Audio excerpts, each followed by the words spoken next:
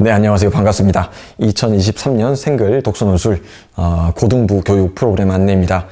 이전에 1차 영상에서 안내 드렸던 것처럼 저희가 내년부터 본격적으로 고등학생 지도 그리고 수능 지도를 하게 되었습니다. 우선 먼저 말씀드려야 될 건 이 국어라는 과목은 이 암기 과목처럼 접근해서는 절대 안 되고 영어나 수학처럼 평소에 꾸준하게 실력을 쌓으면서 시간을 투자해서 관리할 필요가 있는 그런 과목이 된 지가 이미 오래되었습니다. 그래서 고1 때부터 국어를 하는 것이 유리할 수밖에 없죠. 더군다나 이제 수학과 영어에서는 변별력이 조금 부족한 부분이 있기 때문에 애들이 워낙 선행학습을 많이 해서 주로 국어에서 승부가 난다, 국어 비문학에서 많이 승부가 나더라 이런 얘기가 있는데 그럼 고1 때부터 어떻게 할 것인가? 오늘 영상에서는 고1 지도에 대해서 가지고 있는 계획들을 같이 소개해드리고 고1 때 어떻게 공부할 것인가 안내를 드리고자 합니다. 우선 읽어야 될 문학 작품들이 굉장히 많습니다. 굉장히 많아요. 그걸 다 읽는다고 해서 고등 필독, 필수 뭐 이런 거 서점에 엄청 나와 있는데 그걸 다 읽는다고 해서 수능에 그런 지문이 나오고 적중될 수 있느냐? 그건 또 그렇지 않아요. 예외의 지문들, 예상외의 지문들이 굉장히 많이 나오고 있고 최근의 것들, 최근 작품들까지도 수능에 나오기 시작하면서 이제는 예측이 굉장히 어려워졌습니다. 저희 때만 해도 문학 좀 읽는 애들은 아는 지문, 반가운 지문 많이 만나곤 했었던 기억이 나요. 네, 라떼는 말이야. 옛날 얘기입니다. 그래서 많이 읽어 놔야 됩니다. 많이 읽어 놓는 것은 그냥 읽는 게 아니라 분석적으로 읽어서 새로운 작품이 나오더라도 어떤 구도에서 어떤 구조로 어떤 주제로 이해하고 분석할 수 있을지 감각을 익히는 그런 연습상 필요한 것이에요.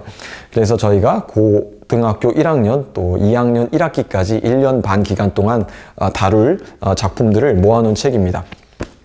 현대시, 그다음에 고전시, 현대 산문, 고전 산문.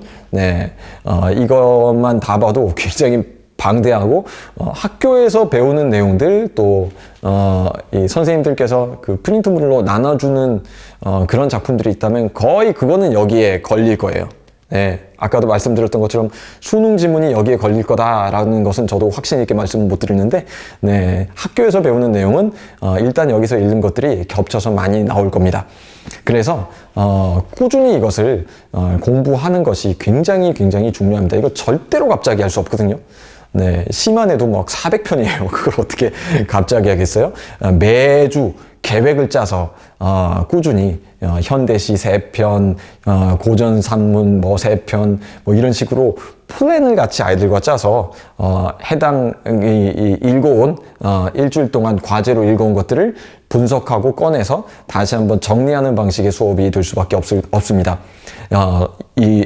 저희 수업에서도 이런 모든 작품을 하나하나 다 분석했다간 시만 해도 2년이 갈 것 같습니다.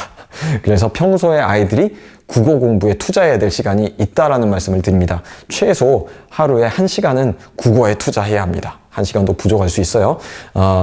물론 영어, 수학에 어느 정도 좀 부담을 던 상태라면 국어에 좀 더 투자하기를 부탁을 드립니다. 이것만 하면 되느냐? 그렇지 않죠.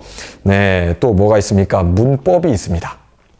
네, 국어 고등 문법은 저희 중등 과정에서 한번 문법 정리를 2달 반 동안 진행을 했었는데 그것보다 정보량이 조금 더 늘어나요. 한 1.5배쯤은 많은 것 같습니다. 그래서 시중에 나와 있는 책 중에 나란말씀이라는 수능 국어 문법 책이 있어요. 3권으로 되어 있는데 하나는 이제 문법 개념 해설이고 하나는 기출 문제, 마지막에는 이제 문제 해설 이런 건데 그래서 요거는 저랑 같이 공부를 한다면 대략 2달 정도가 소요됩니다.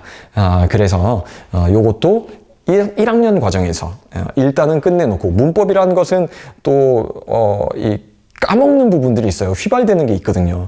그래서 한번 다 정리해 놓은 다음에 해당 문법을 학교에서 아이들이 배우게 될 때 다시 한번 정리하고 다시 한번 관련된 문제를 풀어볼 필요가 있습니다. 그러니까 문법에 대해서는 1학년, 2학년, 3학년 이 내내 신경 써야 될 부분입니다. 네, 고전 문법도 이 책에 나오고 있어요. 뿐만 아니라 네.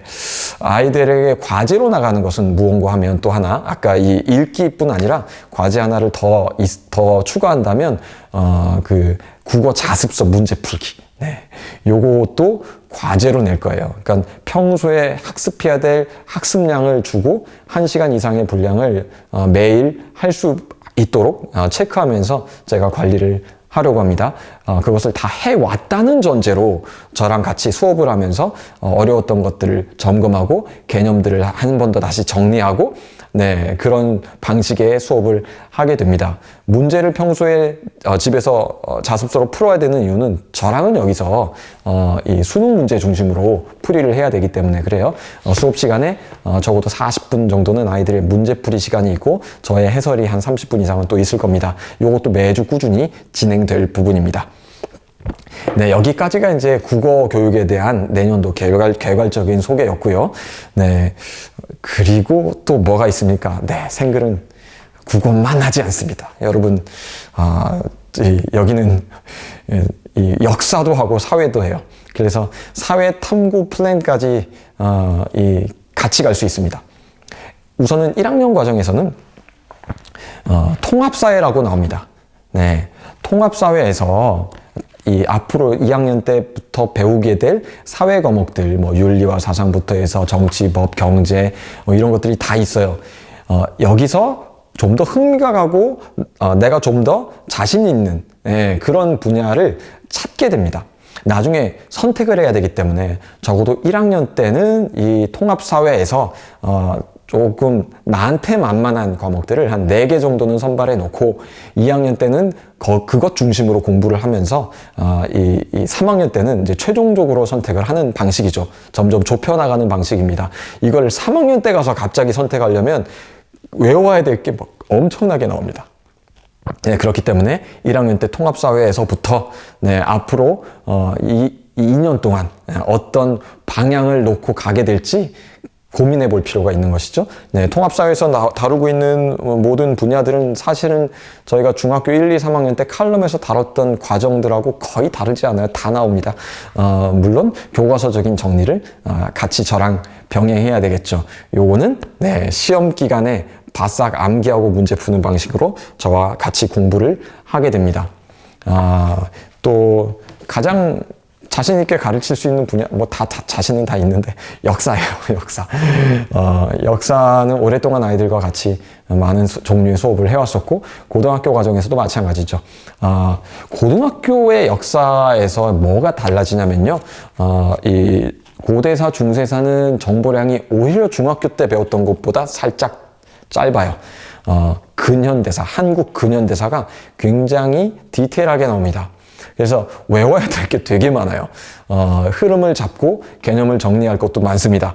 네, 요것도 저와 같이 같이 수업을 준비하면 되겠습니다. 한국사는 수능에 필수가 됐기 때문에 잘 준비할 필요가 있죠. 한국사는 주로 방학 특강으로 저희가 소화할 생각이에요. 물론 시험 전에 해당 부분의 정리는 반드시 하려고 합니다. 이렇게 해서 저희 생글 독서논술에 고등학생 아이를 맡겨주시면 고1 국어 그리고 통합사회와 역사까지 3-in-1 한 번에 정리할 수 있을 것 같습니다.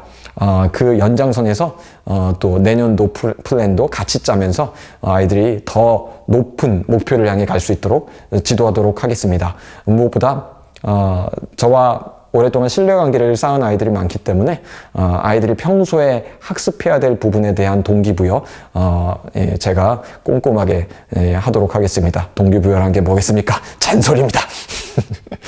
네, 내년도 이렇게 해서 2023년 생글 고등부 프로그램 예비 고1 과정 안내를 마치겠습니다. 감사합니다.